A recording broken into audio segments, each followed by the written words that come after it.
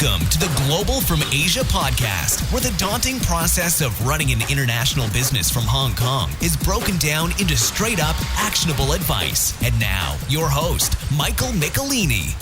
Thank you for tuning in to another episode of Global from Asia, up to episode number 46. So we're going to keep these weekly and actually have over 6 amazing interviews already lined up in the queue, and I can't wait to push them out. Just a really quick announcement. I've had a few listeners interested in a mastermind, and I'm going to try it out with 8 people over 8 weeks, 8 being a lucky number here in Asia. And we're going to talk about doing business in Asia, what people's problems, and put them on the hot seat each week and kind of test it out. Still testing some times. But if you go to globalfromasia.com/mastermind, I'll make a little bit more explanation and application there. Okay, and now on for the show. I'm getting overwhelmed with crowdsourced projects in Asia. We talk about Kickstarter, Indiegogo, and we have my friend Julian Lee here in Hong Kong. He's been working really hard for many years building up for this crowdsourced launch of Ambiclimate product. And, I've been surrounded by him and other entrepreneurs here. And he listed on a different system, and he's going to talk about why he chose the platform he chose, and he actually really made me learn a lot about different crowdsourced platforms in Asia and Japan and all different parts in Southeast Asia and the thought process of deciding it. So hope you guys enjoy. Let's listen in. Okay, thank you everybody for tuning in to another Global from Asia podcast. We're in Shunwan, do I say that right? About right, in Hong Kong, next to Central, and we have Julian Lee from Ambiclimate. Thank you for being here, Julian. Thank you for having me. Yeah, so we've known each other from different startup events, and I had you a quick YouTube series a while back, and it's really great to have you on the show. And maybe just can you introduce yourself and your company for those that aren't aware? Sure. So I'm Julian. I'm one of the founders of Ambilabs, and our first product, Ambiclimate, is a device that helps you control your air conditioning more effectively for better comfort and energy saving. Awesome. Yeah, and so a little bit more about you. Are you local Hong Kong? So I'm not born in Hong Kong, but I grew up here. I came over here when I was a month old and spent most of my life here. But I have lived overseas, and I was in the UK for 7 years and then Singapore for another 5. Great. And so a little bit about Ambilabs. How did it come to be? Actually, my co-founders and I, we were originally members of Dim Sum Labs, the hackerspace in Hong Kong. And so, we got together there and we were sort of talking and brainstorming various ideas. And, one of them turned out to be what is now sort of Ambiclimate. At the time, we were talking about, for me, I have a husky at home, like a now 13-year-old husky, and summer gets very warm. And there was this, I always used to have a struggle of, if I leave the AC on 24/7 for the dog, it seems very extravagant. But, in Hong Kong, with no one's at home, it can get so hot and stuffy, and, read about things like canine heat stroke and stuff like that. So, I originally just wanted a simple device that would allow me to check the temperatures at home and maybe, control the air conditioner. But as we built that, and then, we asked sort of friends in the Hong Kong startup community, as well as just general consumers, what they thought about just a simple remote control device, sort of like the Belkin Wemo in functionality, just really a smartphone remote. They weren't really that interested in that. But as we did more research with them, we actually started to hear of the challenges that they find with their air conditioning. Things like, when they wake up and it's suddenly very cold, or, changing weather, changing metabolism. And then we realized that there's a lot of confusion around how air conditioners work, what are the optimal settings. And that's where, we could see that there was really an interest in a device that can help people control their air conditioning better in a really fully automatic way. Even today, for example, it's afternoon in Hong Kong, and it rained earlier today, and I don't really even know what to wear outside. And inside is the same. Like, there's different levels of temperature, even in this office we're in today for recording. I know this is a little bit off topic, but I'm curious about fundraising and if you've done any and how that's been. So far, we've actually been very fortunate that we're all funded friends and family. But we have been sort of engaging with the investor community here in Hong Kong. And I think that there are a number of really interesting investors here, certainly in the, angel and the seed round environment. I think the Series A sort of investors, they seem to also be increasing in number. But I think just from my recent trip to Singapore and Echelon, I think at least in numbers, there seem to be more over there. Yeah, I think I have to second that. I also haven't raised money myself, but it feels like Singapore is definitely stronger with concentration of investors for sure. So I think we'll go into your current crowdfunding campaign. I think it's really, really interesting. I'm a backer. I'm happy to really be able to support you too. And one keyword I see a lot of our listeners asking me about is I call it, of course, crowdfunding and Kickstarter are almost synonyms, but you've used a system called Crowdivate, or a platform called Crowdivate, which is based in Singapore. And can you explain the decision making of that? And maybe I know I always think Indiegogo and Kickstarter. Honestly, I've backed a few things, but I'm not a huge backer, so I'm curious. How that process went for you. Sure. So for us, certainly we looked at Kickstarter and Indiegogo. We also looked at some other platforms like, Possible in Australia, which is a very, they have an interesting platform with they're trying to do a regional Asia play as well with multiple languages. And, we've looked at the individual sites in countries like Campfire in Japan, Flying V in Taiwan, Demo Hour in China. And I guess what we were looking for, this first one was a bit of an experiment for us, because our product has one unique feature compared to general tech products. Most of the tech products on Kickstarter and Indiegogo are really focused on a global audience. They're products that can be used by, they're problems that they solve problems that are common, around the world. But for us, our product, we see that most of these remote controlled air conditioners are in Asia, and that's something that we really tried to figure out. How do we engage with consumers in Asia compared to elsewhere? So yes, Kickstarter and Indiegogo, they do also have a lot of backers in the region, but most of their backers are in the US or sometimes in Europe. So what we saw this as this Crowdivate campaign is in some ways an experiment to see if we go, local, how will that work? Can we really engage a Pan-Asian audience, which is something that Crowdivate, are trying to do as well. Of course, suggestions that have been made are, we could really go with a campaign per country, which, if it comes down to it, we may explore that option, but certainly that is challenging from language skill set, from understanding the markets, and as well as, from a time perspective as well. I'm very fascinated by crowdfunding, and I'm really amazed at the effects it's done. And what would you mean by campaign per country? Mean different platforms, or? Yeah, so certainly, that is one thing that we would be open to exploring, if that's what's needed to engage with local consumers. So let's say, for example, I know that in Japan, we've heard some feedback is that Japanese consumers, they're getting behind this platform called Campfire right now.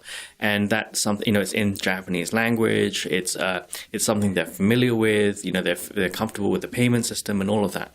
So, there is a possibility that we may need to, if we really want to engage with the Japanese consumer, we may need to do that. But of course, with our current sort of team size, our current skill set, that's going to present some challenges. We need to really think creatively about how we'd actually go and do that. Wow. So then, this is the first time I've heard about Campfire. And so that's like a Japanese, I'll call it Kickstarter or a crowdfunding platform. And then that would be it's totally local, like in Japanese language, Japanese currency. So that's pretty interesting. And then you said I'm familiar with Demo Hour, which is kind of like the Chinese crowdfunding platform. So that is, I can see the complexities. Maybe there's another startup solution to make a back end to manage all these different Kickstarter or crowdfunding campaign sites. Yeah, so I guess that's why for us, the premise of Crowdivate, which is this Pan-Asian platform, starting initially from Singapore, given its roots, it's backed by a Singapore telco, is a very appealing story to us. And so right now, of course, a lot of the outreach has been primarily in Singapore, and we are hoping that they will, they also have some plans to sort of do a more regional outreach. So we're hoping we'll see some pickup there. And I think right now this is that experiment. Is it possible really to have a Pan-Asian platform given the complexity of different cultures, different languages, different payment systems, all of these things? I guess that's really out for the jury to see. True.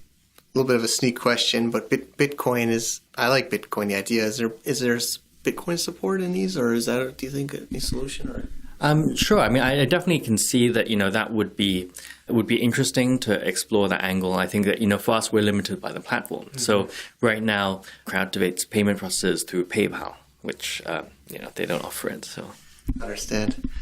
moving on to my next question is maybe the challenges first of running from Hong Kong that you've seen. And you're like one of the, at least for me, like one of the faces of the Hong Kong startup scene, and you've been working really hard with your team. And maybe you can just share what maybe constructive stuff, and then we'll go into the advantages after. So I think that, with Hong Kong, I mean, there's certainly one challenge, if you like, that I think is at the same time is also a benefit of being in Hong Kong, is the international nature of Hong Kong. Because as everyone knows, it's this old cliche, Hong Kong is too small a market to sustain by itself. So you'd have to go and look overseas. You have to look at other markets. And I think that's something that, is an advantage of Hong Kong, because you're forced to do that. And it means that you can, and Hong Kong being quite international, you see people from sort of all countries and all nationalities. It means that you can get insight into various markets. And that's kind of our premise for trying to design this product, and hopefully the first in a series of products in the future, focused around the Asian consumer. Cool. Yeah, I mean, kind of matches with the show name here, Global from Asia. But I'm also a big believer of having things centered around Asia. I mean, the manufacturing is here. I haven't asked, but I'm assuming it's manufactured in China, right? Your product, or? Yeah, so our product is, we actually do a final assembly here in Hong Kong, but actually all the components, all the pieces are manufactured in factories in Dongguan and stuff. Got it. Yeah, so again, centralizing things here, but I think one other big challenge that I didn't bring up too much on this show, but you mentioned PayPal. We're also in these startup groups in Hong Kong, and payment is always a big hurdle. And, I think that's one also challenge, I would say, here is merchant accounts. And I had an earlier episode begging Stripe to come here, but hopefully they'll have that on their list. And so you kind of put both together, but maybe other advantages you can think. I think other advantages there certainly are a lot in terms of you mentioned access to manufacturing. Certainly, I think we see not just in Hong Kong the ready access to the factories in China, but also we've actually seen that there's a pool of talent in Hong Kong that actually know how to engage effectively with the factories in China. Because especially for us, we don't have one of my co-founders has experience doing sort of small scale production with Chinese factories, but having someone who's worked whose primary job function is dealing with factories, and having the sort of 10 years experience of dealing with them can open a lot of doors for us. And that's something that we've seen. There's a pool of talent here that allows that. I think another thing is also logistics. I mean, Hong Kong is a great port, and it's one of the, you can send from Hong Kong, it's very fast and somewhat inexpensive also to try and send things to various countries. So those are also advantages. Kind of made me think of a new question, and I hope I don't put any surprises on you, but thinking about fulfillment and your current crowdfunding, and how are you're fulfilling from Hong Kong by like B2C, shipped directly from... We're using a drop shipper. Okay. So yeah, that side will be fortunately, taken care of for us. Got it. Yeah, so we've had other people on other previous shows talking about the headaches of sometimes fulfilling, but maybe it's also because you're mostly Asia customers. I don't know if you want to share where you're really seeing your campaign being done. So far we have backers. Primary bases of backers are from Hong Kong and Singapore, but we do also have backers from, I think the furthest is Israel, but we also have backers from, I think, Vietnam, from Thailand, from Malaysia, and from Japan. So, throughout the Asia region. Awesome.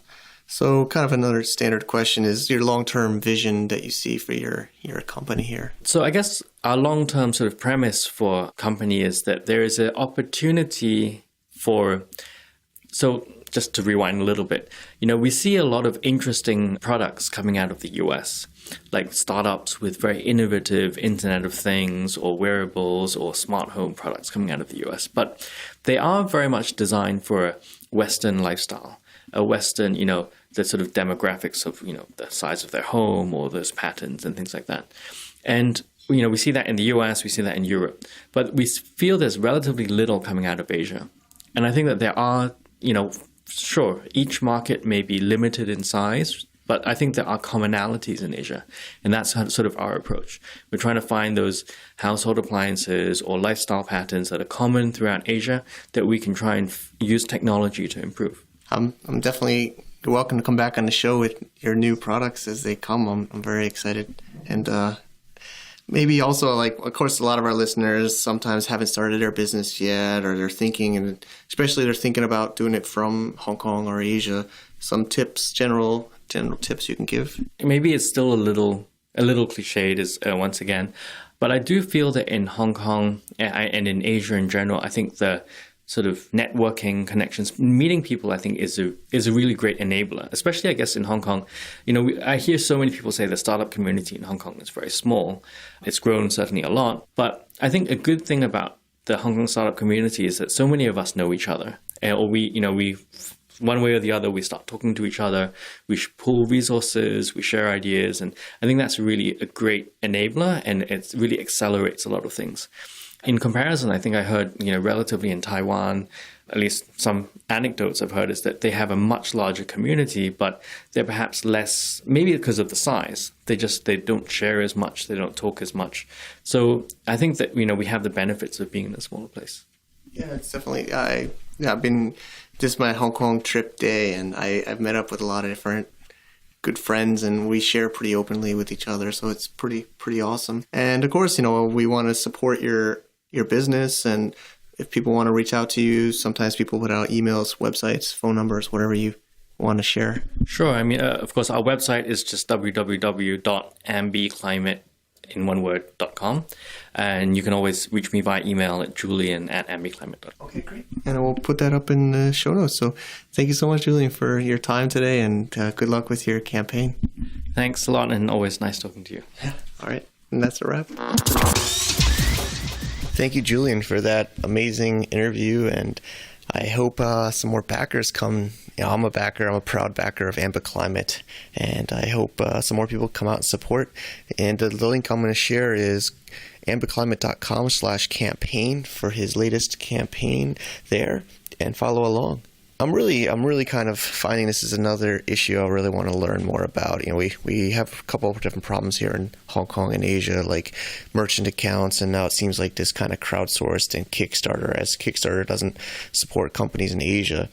So, over the next episodes, over time, I'm going to probably try to get more people either at Kickstarters, Indiegogo's, other crowdsourced platforms, and see how their experiences are going. Seems like people like listening and learning, and it seems like a problem that needs to be solved. And that's about all I have. Next week, we have Fiona from Bridges.Hong Kong talking about Hong Kong company setup, as well as BVI and other offshore company setups and bank accounts, which I know is a little bit confusing, and I'm learning that, and I'm actually setting up one myself. We'll learn about that next week, okay? Take care, guys. Bye-bye. To get more info about running an international business via Hong Kong, please visit our website at www.globalfromasia.com. That's www.globalfromasia.com. Also, be sure to subscribe to our iTunes feed. Thanks for tuning in.